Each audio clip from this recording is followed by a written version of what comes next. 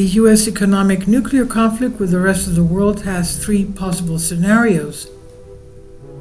Trump did not stop at the quote-unquote revolution within the U.S. He provoked a global explosion, the all-out trade conflict that the U.S. president has declared with the rest of the world serves the same goal: to transform America from within, renew its infrastructure, revive its industry, strengthen the economy as a whole, and change its position in the world.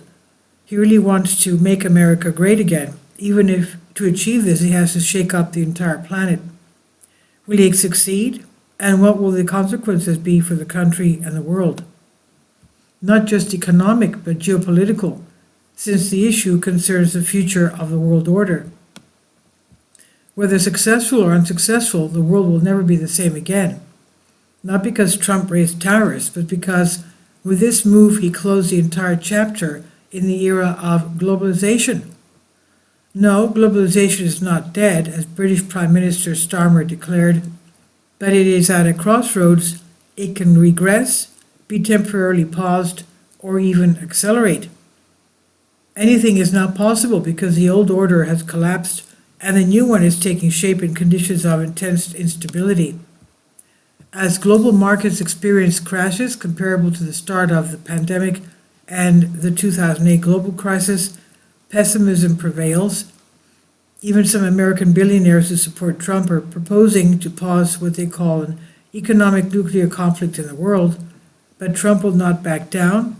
The die has been cast and the Rubicon has been crossed. So what awaits the United States and the whole world? If the worst case scenario for Trump prevails, then both he and America will lose. The trade war will become a reality, U.S. trade will shrink, a recession will begin, inflation will skyrocket, and the economy will enter a decline phase along with Trump's popularity.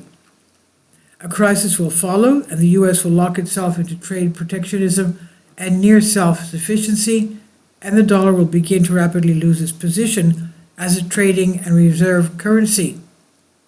Trump will suffer a heavy defeat in the midterm elections next year and lose Congress.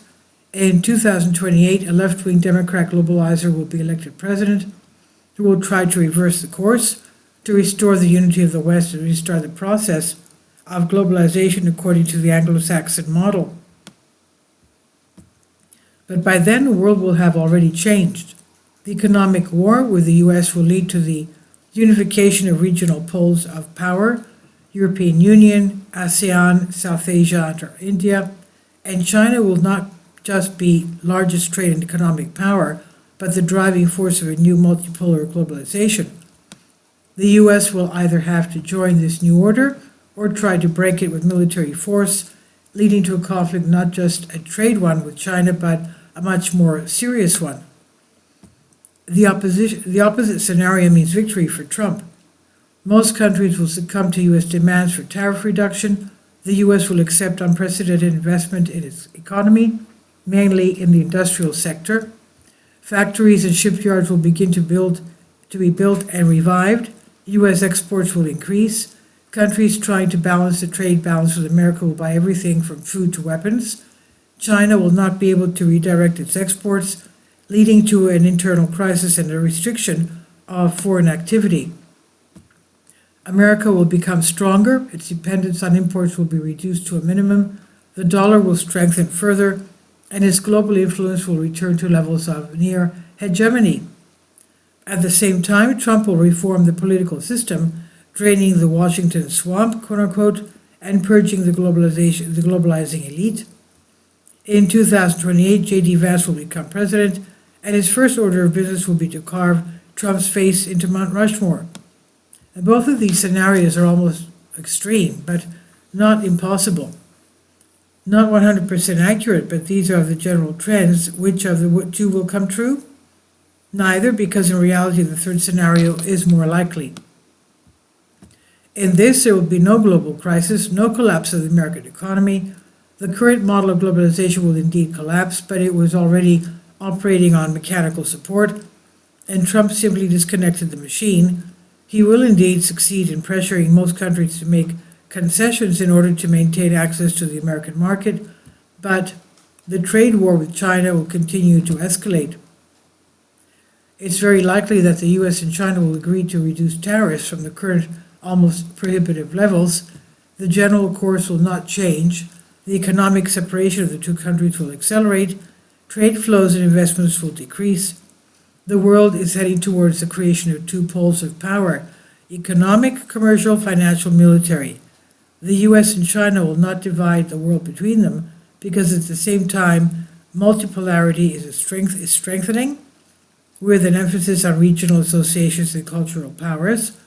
The US will move from claiming global dominance to a role of the world's strongest power. It will no longer claim global dominance, the essence of the Anglo-Saxon model of globalization, but neither will it turn to complete isolationism.